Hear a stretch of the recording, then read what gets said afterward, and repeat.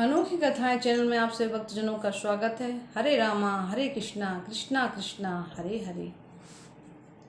ब्रह्मा जी द्वारा सृष्टि की रचना। श्री विदुर जी ने जो फिर सृष्टि रचना का क्रम पूछा तो मैत्रेय जी कहने लगे, हे विदुर जी, जब काल और प्रकृति में क्षोभ उत्पन्न होता है तब प्रधान सत्ता से ही सारे तत्वों का आविर्भाव होता है। इसी नियम से देव प्रेरित रजोगुण प्रधान वाले महातत्व से फिर 3 गुणों वाला अहंकार उत्पन्न हुआ, जिसने पृथ्वी जल से तेज वायु आकाश शब्द स्पर्श रूप रस और गंध और 5 ज्ञानेन्द्रिय तथा 5 कर्मेंद्रिय और उनके 5 देवताओं को उत्पन्न किया।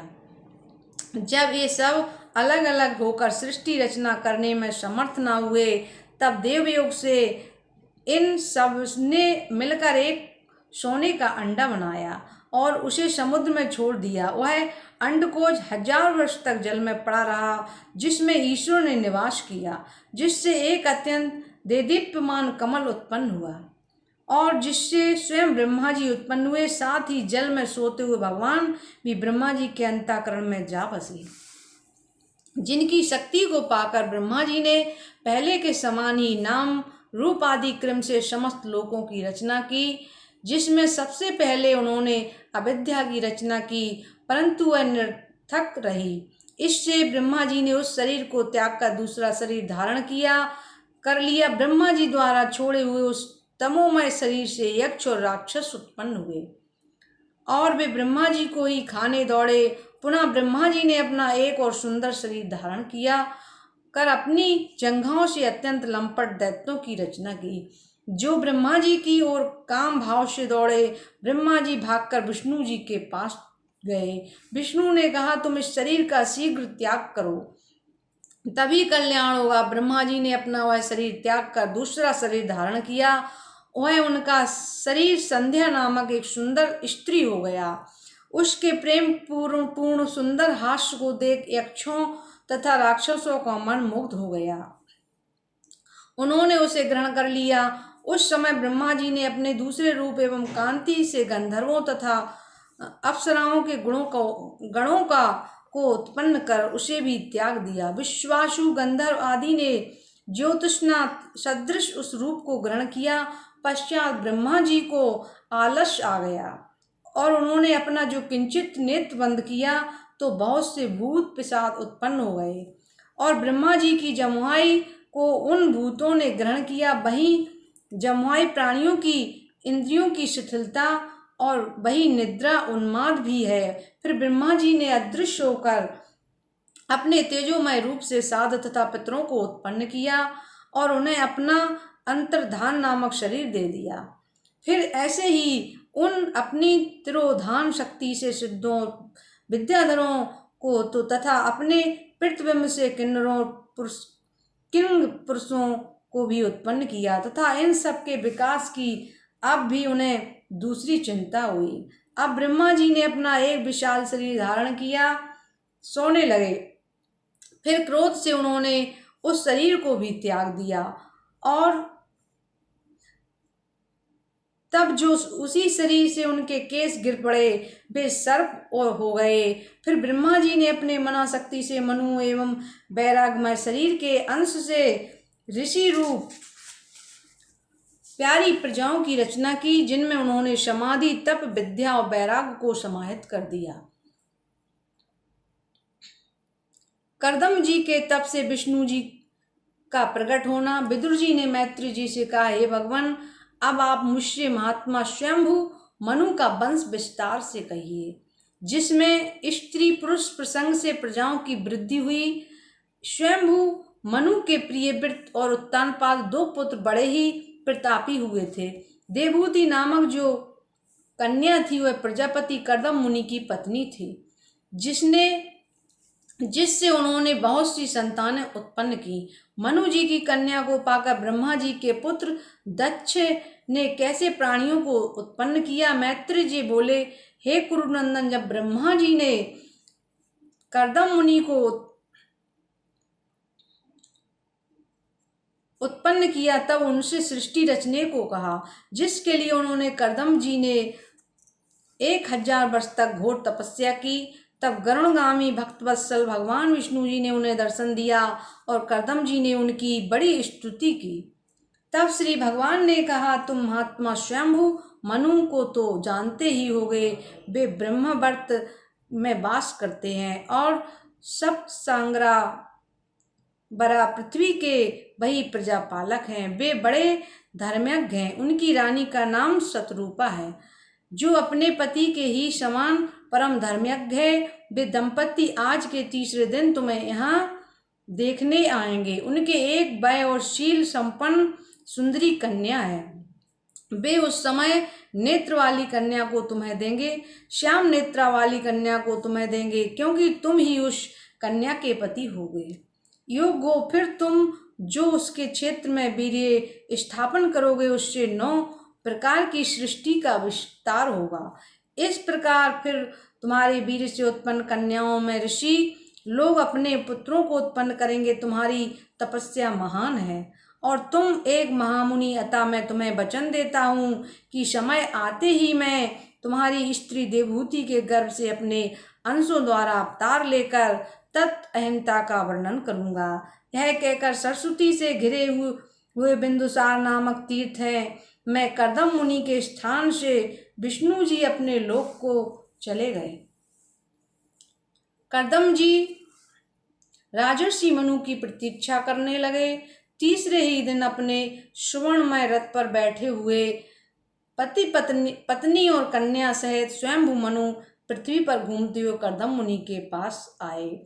वे जटाजूट बांधे हुए चीर वस्त्र धारण किए हुए बैठे थे। एक पवित्र आसन पर बैठा कर विष्णु जी की पालन शक्ति से उत्पन्न होने के कारण उनके ही समान उनकी अभ्यर्थना की तथा आने का कारण पूछा और कहा, आपकी जो आज्ञा हो उसे मैं निष्कपट हृदय से पालन करूंगा।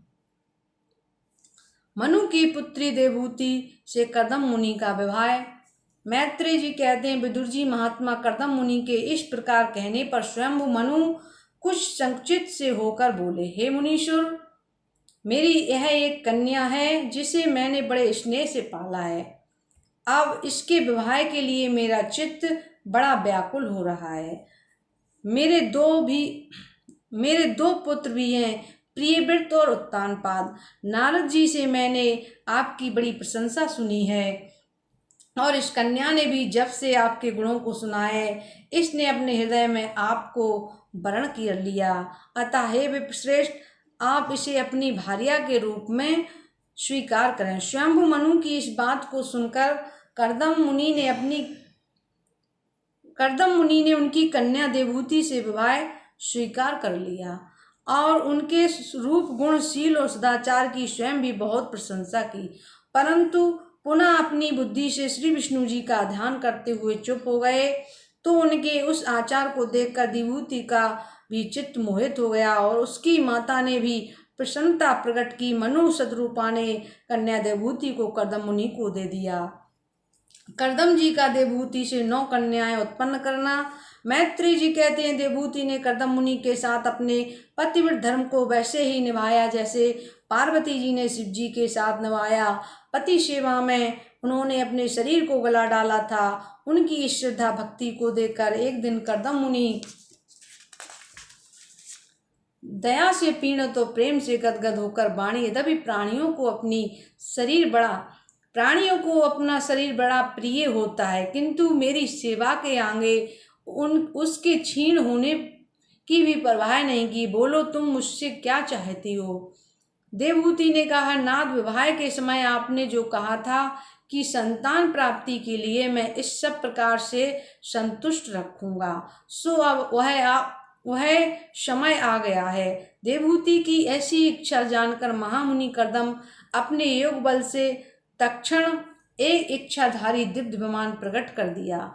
उसमें क्रीड़ा स्थल, शय्या नगर और आंगन आदि जहाँ जैसा चाहिए था वहाँ वैसा ही आश्चर्यप्रद बने हुए थे। जब वह विमान कर्दम मुनि के आश्रम पर आकर रुका तो मुनि ने पतिव्रता देवहूति से कहा, हे प्रिय, अब इस बिंदुसर कुंड में स्नान कर इस विमान पर चढ़ो, क्योंकि यह विष्णु जी का बनाया हुआ परम तीर्थ सरोवर है। पतिव्रता देवहूति जो सरोवर में स्नान करने उतरी तो वहां मुनि के तपोबल से हजारों किशोर अवस्थाओं की कन्या ने अपने को उनकी दासी कहकर उनकी यथोचित सेवा सत्कार कर सब प्रकार की श्रृंगारिक सामग्रियों से सज्जित कर दिया। देवहूति के शरीर के सभी अवश्य निखर उठे। योग माया द्वारा सज्जित अपने को इस प्रकार जगमगाते देख उन्होंने अपने पर बड़ा आश्चर्य हुआ। उनके बैठते ही विमान आकाश में उड़ गया और दीप्तों तथा पृथ्वी बैठते ही विमान आकाश में उड़ गया और दीपों तथा पृथ्वी खंड की जितनी रचना थी कर्दम जी ने देवहूति को दिखा दिया। तब आने पर जब जब देवहूति को रति की इच्छा हुई तब तक उनमें वीर स्थापन कर उन्होंने स्तनों की उत्पत्ति की। उन्होंने संतानों की उत्पत्ति की। हजारों वर्ष का समय एक क्षण के समान व्यतीत हुआ। तदंतर कर्दम जी संन्यास लेकर बन जाने लगे। मंदिर के ऊपर खड़ी देवहूति हृदय से बहुत दुखित हुई। कर्दम जी समझ गए और उन्होंने अपनी वन यात्रा स्थापित कर दी। कपिल मुनि की उत्पत्ति और मुनि का संन्यास। मैत्री जी बोले, हे विदुर जी, अब कर्दम जी संन्यास यात्रा से कुछ समय के लिए रुक गए। उधर पतिव्रता देवहूति भी उनकी सेवा में रत श्री विष्णु जी की पीठ अनेकों व्रत और तप करने लगी। तब एक दिन कर्दम जी ने कहा, मैं तुम्हारे पवित्र आचरण से बहुत प्रसन्न हूँ। तुम्हें एक पुत्र रत्न भी प्राप्त होगा। संसार का कल्याण करने के लिए अब मैं ही तुम्हारे घर में आएंगे। फिर तो वही हुआ कि कुछ दिनों के पश्चात श्री विष्णु जी देवहूति के घर में आए। ब्रह्मा जी मारीच आदि ऋषियों के साथ कर्दम जी के आश्रम पर आए। गर्भवती देवहूति को बहुत सा आशीर्वाद दे कर्दम जी की बहुत प्रशंसा की और कन्याओं का शीघ्र ही विवाह कर देने के लिए उन्हें उपदेश दिया। तुम्हारी पत्नी के गर्भ से कपिल मुनि के नाम से सब मनोरथों के ज्ञाता नारायण भगवान अवतार लेंगे। कर्दम जी ने ऐसा कह ब्रह्मा जी ने देवहूति से कहा, हे मानव केटव दैत्य को मारने वाले विष्णु जी तुम्हारे घर में आए हुए हैं, जो सब प्रकार शांति देकर सांख्य शास्त्र के आचार्यों से पूजित होकर सिद्धों के स्वामी बनकर संसार में कपिल मुनि के नाम से प्रसिद्ध होकर तुम्हारा यशोवर्धन करेंगे। मारीच के साथ कला का, अत्रि के साथ अनसुईया का, अंगरा के साथ श्रद्धा का, पुलस्त के साथ हवि, भुर्व का पुलह के साथ गति का, क्रतु के साथ क्रिया का, भृगु के साथ ख्याति का, वशिष्ठ के साथ अर्धंत्री का और अर्थवा मुनि के साथ शांति का विवाह हुआ। इसके पश्चात देवहूति जी के गर्भ से भगवान विष्णु जी ने अवतार लिया। उनके दर्शन कर कर्दम जी कहने लगे, हे प्रभु, आपके अवृत होने से तो मेरे सब मनोरथ पूर्ण हो गए और मुझ पर तो जो कुछ भी देवादिक ऋण था सब दूर हो गया। अब मैं आपके दर्शन कर अपने प्रजापति पद से मुक्त होकर संन्यास मार्ग में स्थित होना चाहता हूँ। श्री भगवान बोले, हे मुनि सुनो, सब अवस्था में सर्वसार सिद्धांत यह है कि जो कुछ भी करो सब मुझ में अर्पण कर दो। यही निष्कामता है और इसमें दुर्जय मृत्यु को बस में किया जा सकता है तथा मनुष्य आवागमन से रहित भी हो सकता है। आत्मविद्या सबसे श्रेष्ठ है। अब वही मैं अपनी माता को सुनाऊंगा, जिससे भी भवसागर को पार कर जाएंगी। भगवान से ऐसा सुनते ही कर्दम जी ने उठकर उनकी परिक्रमा की और प्रसन्नता पूर्वक वन को चले गए।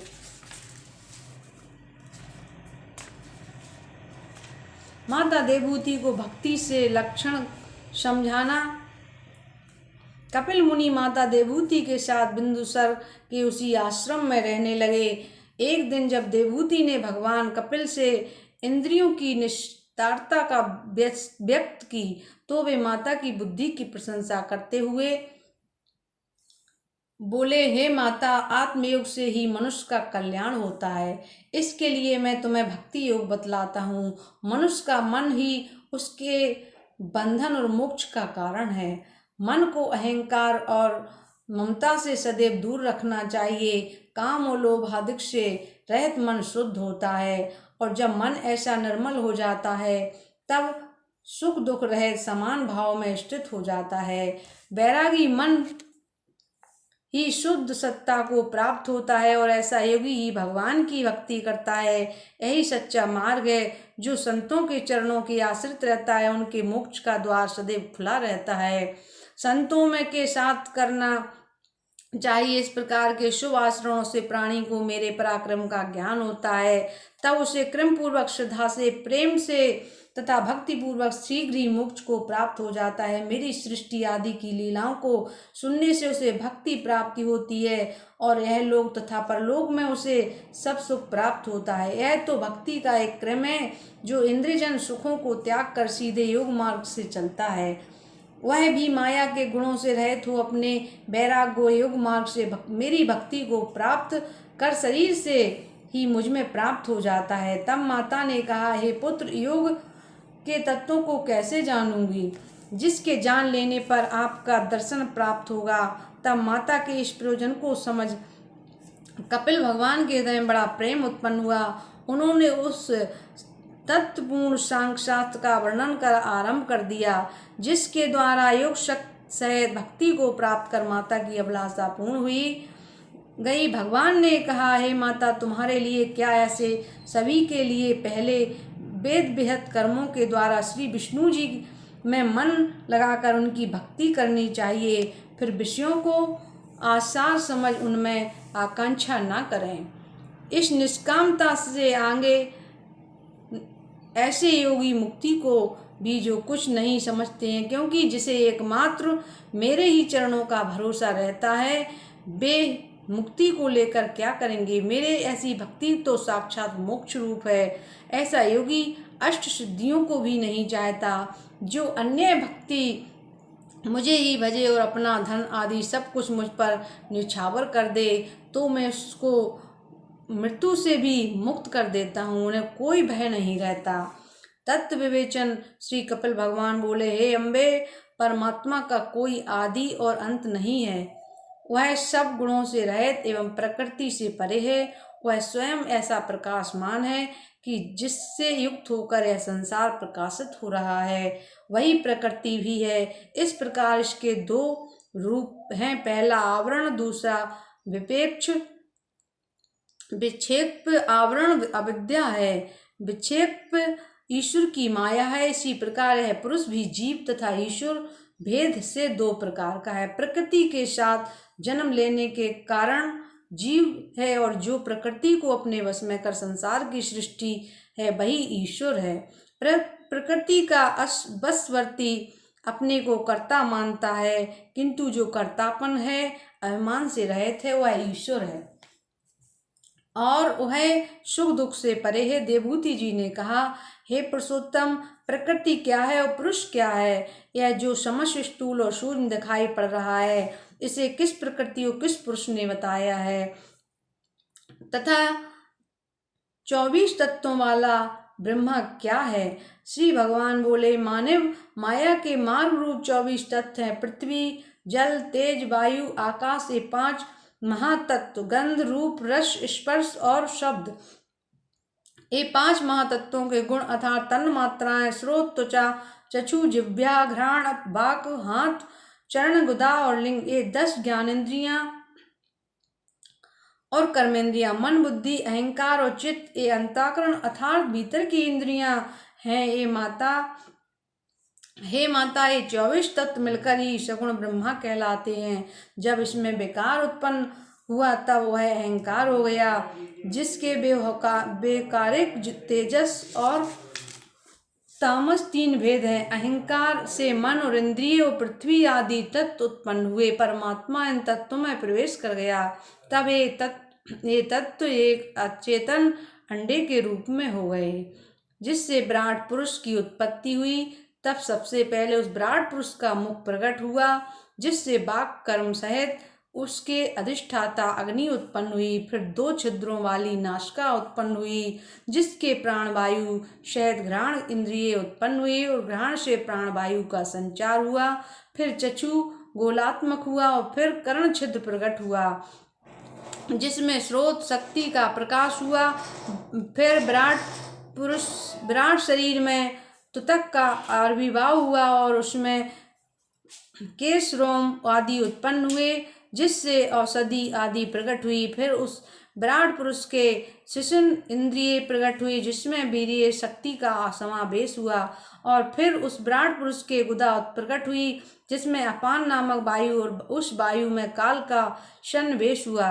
जब इस प्रकार उस विराट पुरुष के सब इंद्रियां प्रकट हुई, तब उनमें उनके अधिष्ठाता देवता का वास हुआ।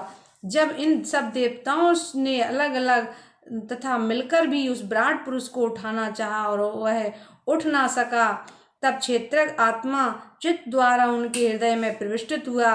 उसने उस विराट पुरुष को उठाया। हे माता, इसी प्रकार बिना क्षेत्रज्ञ आत्मा के उठाए सोया हुआ मनुष्य उठ नहीं सकता। आत्मा ही सबका नियंता है और ईश्वर है। अतः मनुष्य को चाहिए कि वह अपनी बुद्धि से भक्ति, वैराग्य और ज्ञान से युक्त होकर आत्मा से परमात्मा को प्राप्त करे।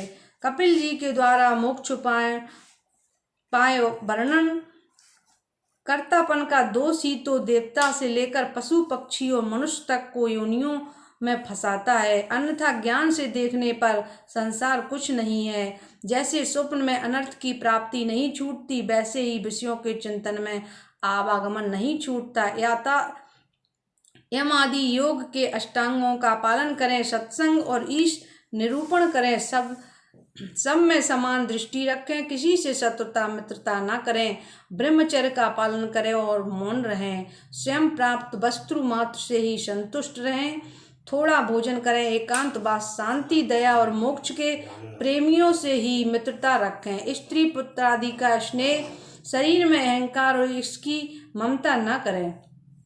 साथ ही वह प्राकृतिक पुरुष के तत्वों का विचार भी करता रहे। वही ज्ञान युक्त योगी जागृत, स्वप्न, सुषुप्ति तीनों अवस्थाओं को पार करता है। वही शुद्ध आत्मा को जानकर आत्मदर्शी होता है। तो आत्मज्ञान होने से उनके सारे संदेह स्वयं ही नाश हो जाते हैं। यहाँ तक कि ऐसा योगी लिंग शरीर का भी नाश आवागमन से मुक्त हो जाता है। योग साधना द्वारा मोक्ष प्राप्ति। श्री कपिल भगवान बोले, हे राजकन्या, यह ध्यान योग सब योगों से श्रेष्ठ है। ध्यान करते करते जब मन एकाग्र हो जाता है, तब साधक को बड़ा आनंद आता है। प्राणायाम से मन की बहुत कुछ चंचलता और पाप नष्ट हो जाते हैं। फिर मुझ में धारण कर सांसारिक वस्तुओं से चित्त को हटाकर मन को मुझ में लगाएं। आसन और प्राणायाम से मन योग युक्त एवं निर्मल हो जाता है। तब एकाग्र भाव से नासिका के अग्रभाग में दृष्टि को स्थित कर भगवान की सुंदर मूर्ति का ध्यान करें। नेत्र बंद किए उस स्थान में भगवान का दर्शन करें। इस प्रकार अभ्यासी के हृदय में जो भगवान का अद्भुत प्रेम उत्पन्न होता है, तो भक्ति से उसका हृदय परिपूर्ण हो जाता है। फिर समाधि सी लग जाती है और इसी प्रकार योग में लगा हुआ योगी स्त्री पुत्र धन आदि की भावनाओं से विरक्त हो मुझे प्राप्त हो जाता है। भक्ति के साधन ब्रह्म दर्शन का महत्व। देवहूति ने कहा, हे प्रभु, अब आप मुझे भक्ति योग का मार्ग बतलाइए। हे भगवान, इस जीवलोक की जो अनेक गतियां हैं, उनका भी आप मुझसे वर्णन कीजिए, जिससे मनुष्य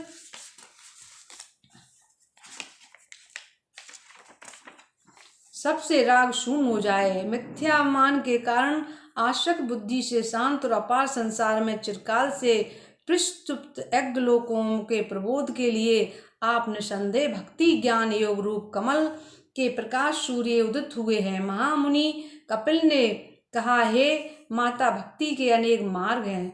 स्वभाव की वृत्ति से ही भक्ति के भेद होते हैं, राजस, तामस और सात्विक भाव से। यह तीन तो इसके मुख्य भेद जानो। ऐसे तो मैं सभी भक्तों को हृदय में निवास करता हूँ, परंतु फल की इच्छा वाले को फल, सामुज मुक्ति वाले को सामुज मुक्ति और नाना प्रकार की इच्छा करने वालों को उनके उपासनाओं के अनुसार ही फल देता हूँ। इससे एक सुगम और उत्तम मार्ग यह है कि मनुष्य अपनी श्रद्धा भक्ति से हिंसा रहित हो सब कर्मों को करता रहे और मेरी मूर्ति का ध्यान, स्पर्श, पूजन, स्तुति और प्रणाम करता रहे। सब प्राणियों में मेरी भावना करे। धैर्य, वैराग, संतों के दर्शन, दीन दया, सब में मित्रता और यम नियम का पालन करें। सत्य शास्त्र का श्रवण, सरलता, निराकार उत्तम पुरुषों का साथ और सदैव मेरे नाम का जप करें। जिसका चित्त ऐसा पवित्र हो वह अंत में मुझे प्राप्त हो जाता है। यह भक्ति योग सब योगों से उत्तम और निश्चय ही मुझे प्राप्त कराने वाला है। ईश्वर सभी में समान भाव से स्थित है और वही भगवान का ब्रह्म स्वरूप है और इसी को देव भी कहते हैं। वही सब कर्मों की गति है। काल सबसे प्रबल है और इसके आगे किसी का बस नहीं चलता।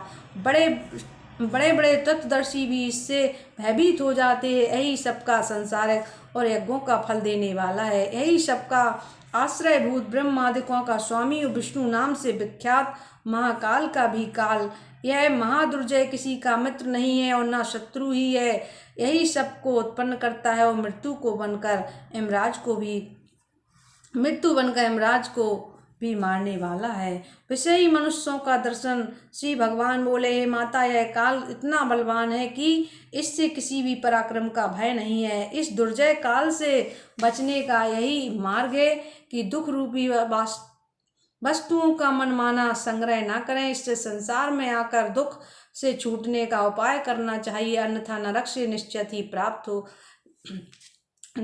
निश्चित ही प्राप्त होता है। जीवन भर यह जीविका के लिए और स्त्री पुत्र आदि के लिए अनियम करता है और लोभ आदि के कारण वास्तविक लाभ नहीं उठाता और जीविका तो कभी स्थिर रहती ही नहीं। कृषक के बूढ़े बैल के समान वही परवाह जिसके पोषण में वह जीवन खपाता है, वृद्ध होने पर उसका तिरस्कार करते हैं और मृत्यु के निकट पहुंचने पर वही उनसे बैराग नहीं करता। वह घर में एक कोने में बैठा रहता है और अनादर से दिया हुआ भोजन कुत्ते के समान खाता है। उसे अंधरात्रिम और रौरव आदि नरकों में नाना प्रकार के कष्ट भोगने भी पड़ते हैं और जब उसके पापों का अंत होता है तभी वह फिर मनुष्य जन्म पाता है।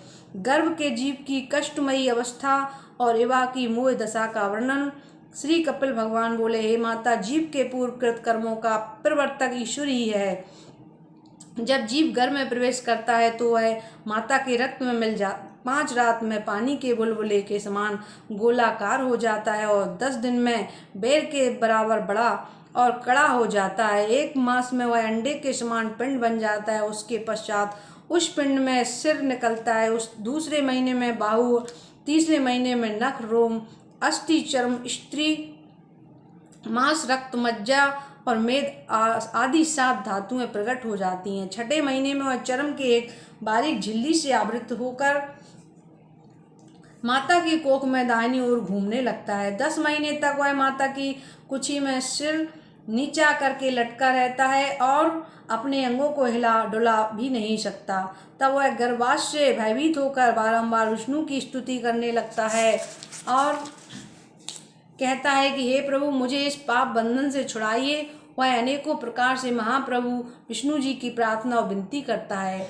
तब 10वें महीने प्रसूति वायु के द्वारा वह नीचा मुख किए कितने ही कष्टों से बाहर निकलता है तथा पृथ्वी पर रुधिर और मूत्र में पड़ा रहता है। सांस रुक जाती है। पहले तो रो भी नहीं पाता और पुनः अंग संचालन कर रोता है। शिशु काल के अनेकों कष्ट भोगता है। 5वें वर्ष में पठन पाठन का दुख और अज्ञानवश क्रोधित होकर होता है। फिर मैं और मेरे की बुद्धि द्वारा सदैव असत का ही संग्रह करता है। स्त्री उसको सर्वप्रिय होती है और वह गर्भ काल की अपनी सारी प्रतिज्ञाओं एवं शिशु शुभ कर्मों को भूल जाता है, जिससे वह अपनी अयोग्यतावश मृत्यु तथा दुखों को प्राप्त होता है। जो बुद्धि द्वारा योग वैराग्य से युक्त होकर इस मायामय संसार और शरीर से आसक्ति नहीं करता वह जीव मोक्ष का भागी होता है। सकाम और निष्काम भक्ति का फल श्री कपिल भगवान बोले, हे कल्याणी, चारों आश्रमों में ग्रस्त आश्रम बड़ा पुनीत है। जो नियम से नहीं रहता उसका जीवन व्यर्थ हो जाता है। निवृत्ति का मार्ग कुछ ही नहीं है, उसमें ममता और अहंकार का कुछ भी स्थान नहीं है। ऐसे विरागी और योगी मरने पर फिर ब्रह्मा को ही प्राप्त होते हैं। अतः हे माता, तुम उन्हीं भगवान की शरण में प्राप्त हो जो अमित प्रभाव वाले श्री विष्णु जी हैं। वही इस चराचर भूत के ब्रह्मा हैं। वही योग को प्रकट कर सनकादि योगेश्वरों तथा ऋषियों को सहित सगुण ब्रह्मा की उपाधि पर पूर्ण है। वही सबके आदि के ईश्वर और संसार के रचयिता हैं।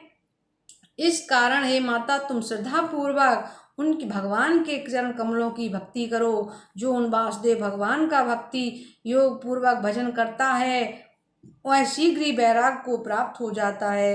वह ब्रह्मा ही पर ब्रह्मा, परमात्मा ईश्वर, दृष्ट, दृष्टा और कारण आदि मित्र भावों से एक ही है। केवल शास्त्रों के मार्ग से अनेक प्रकार के जान पड़ता था। कर्म, यज्ञ, दान, तप, वेद पाठ, मीमांस तथा मन इंद्रियों को जीतने से, कर्मों के संन्यास से, योग के अष्टांगों द्वारा भक्ति से, निष्काम धर्म और दृढ़ वैराग से स्वतः प्रकाश करने वाला सगुण निर्गुण भगवान प्रतीत होते हैं। वही सब प्राणियों को जन्म देने वाले तथा मारने वाले अव्यक्त काल हैं। जो मुझ में चित्त लगाकर इस चरित्र को सुनता तथा कहता है वह मेरे स्थान वैकुंठ को प्राप्त होता है। देवभूति की स्तुति और कपिल जी की स्वर्गलोक यात्रा। कपिल जी के वचनों को सुनकर माता देवभूति का समस्त मोह दूर हो गया।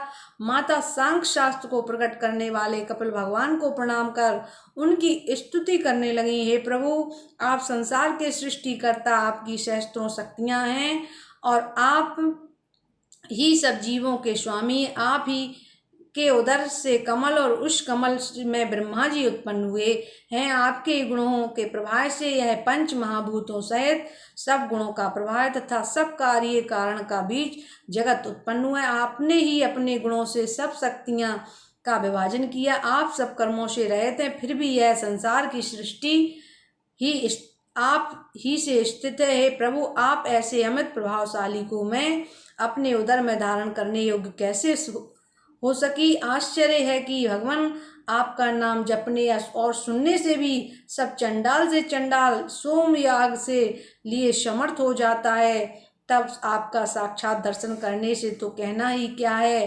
कपिल जी ने माता से कहा, हे माता, मैंने यह जो सुख मार्ग तुमसे कहा है इसका अनुष्ठान करने से तुम शीघ्र ही जीवन मुक्त हो जाओगी। इस प्रकार माता को आत्मगति दिखाकर ब्रह्मा को जानने वाले माता से आज्ञा लेकर भगवान कपिल अपने लोक को चले गए। पश्चात देवभूति जी भी जटाजूट धारण किए उसी आश्रम में कठिन से कठिन, सरल से सरल सभी प्रकार के तप और व्रत आदि करके ब्रह्मा को प्राप्त हो गई। बोलो भक्तवत्सल भगवान की जय। तृतीय स्कंद समाप्त हुआ। सभी भक्तों को जय श्री राधे कृष्णा। अगले वीडियो में हम आपको सुनाएंगे चतुर्थ स्कंद। तब तक के लिए वाणी को विराम। एक थोड़ा सा भजन। क्या लागे गोपाल के मीरा तेरा, क्या लागे गोपाल, क्या लागे गोपाल के मीरा तेरा, क्या लागे गोपाल। लाल पीरे कपड़े उतार वारी मीरा, लाल पीरे कपड़े उतार वारी मीरा, आती है हमको ला, क्या लागे गोपाल के मीरा तेरा, क्या लागे गोपाल, क्या लागे गोपाल। जाए साधु संगत छोड़ वारी मीरा, साधु संगत छोड़ वारी मीरा, जाए कुल की लाज के मीरा तेरा, क्या लागे गोपाल, क्या लागे गोपाल के मीरा तेरा, क्या लागे गोपाल।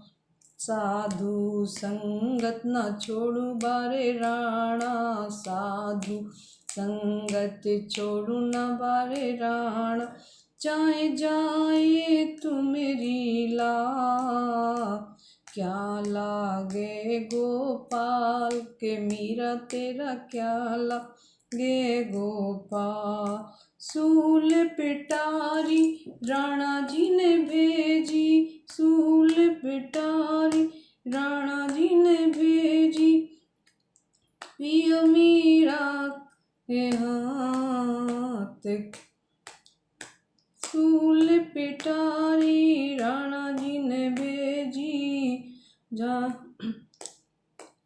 तीजो मीरा सुलाए लागे गोपाल के मीरा क्या लागे गोपाल, क्या लागे गोपाल के मीरा क्या लागे गोपाल।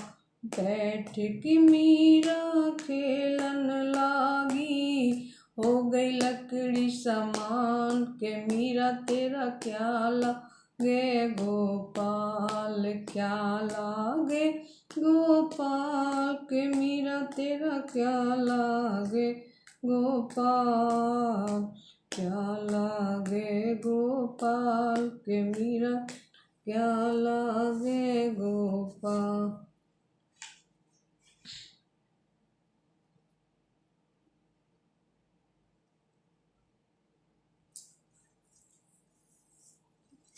सभी भक्तों को जय श्री राधे कृष्णा।